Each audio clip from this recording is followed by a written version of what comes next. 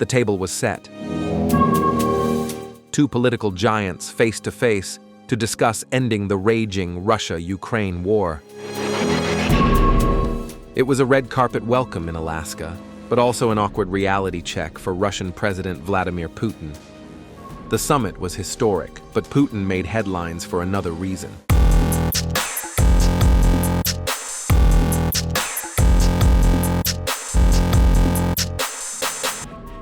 Putin had to cough up nearly $250,000 in cash, about 2.2 crore rupees, just to refuel 3 aircraft during his high-stakes meeting with U.S. President Donald Trump on August 15th. Yes, cash, in hand, in Alaska. Why? U.S. sanctions on Russia. U.S. Secretary of State Marco Rubio, in an interview, revealed Putin's delegation couldn't use the American banking system because of the sanctions. They had to offer to pay in cash to refuel their airplanes, Rubio said. A stark reminder that sanctions may not stop wars, but they sting. It didn't end there.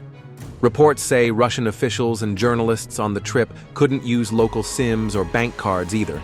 The Kremlin entourage was locked out of modern financial life during their stay. Washington did lift travel restrictions till August 20th, so the Anchorage summit could happen. Not the first time either. Earlier this year, sanctioned Kremlin envoy Kirill Dmitriev managed to meet Trump's aide, Steve Witkoff, in Washington. But the Alaska trip screamed one thing: Russia's financial isolation. Did the Trump-Putin summit deliver? Not really. Both leaders made vague noises about progress, but there was no concrete step towards a ceasefire in Ukraine, something Trump had publicly dangled before the meeting.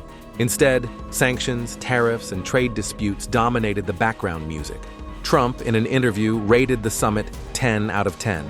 He even appeared to soften his tone, saying he might think about sanctions in 2 or 3 weeks, but not immediately.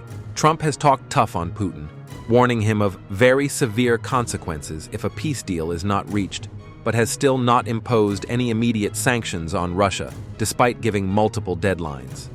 Is this because sanctions aren't as effective as they look? Well, Rubio's statement on sanctions suggests so.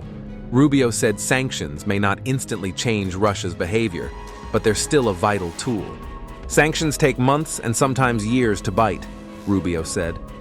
And yet this entire episode has exposed the geopolitical contradictions. For instance, while Washington slaps penalties on Moscow, Trump has been tightening the screws on India too, imposing a 25% tariff on top of an earlier 25% levy over New Delhi's continued purchase of Russian oil, a brutal 50% tariff on Indian goods. India calls it unfair, unjustified, unreasonable, warns it could hammer key exports, textiles, leather, and marine products. New Delhi accuses the West of hypocrisy, pointing out that the US and Europe keep buying Russian goods even as they pressure others to cut ties. So here's the scenario after the summit. Putin may have smiled for the cameras in Alaska, but sanctions forced him to dig deep inside his wallet. Trump may have hailed a successful summit, but Ukraine is no closer to peace. And India, supposedly a partner in Washington's China strategy, is reeling from punitive tariffs. Meanwhile, across the Atlantic, the UK says Europe is considering fresh sanctions to tighten the noose further on Moscow. So what's the takeaway? For Russia, sanctions are more than just diplomatic tools. They now shape the smallest details of statecraft, from plane refueling to cell phone use abroad. For the US, Trump's strategy remains muddled. Tough talk on Moscow one moment, softer language the next, and punitive tariffs on India in between. And for the world, it's a reminder that sanctions can isolate economies, but not necessarily change wars. The Ukraine conflict drags on. 4 years in, the big players are still meandering, with speeches, with sanctions, and with cash at the gas pump.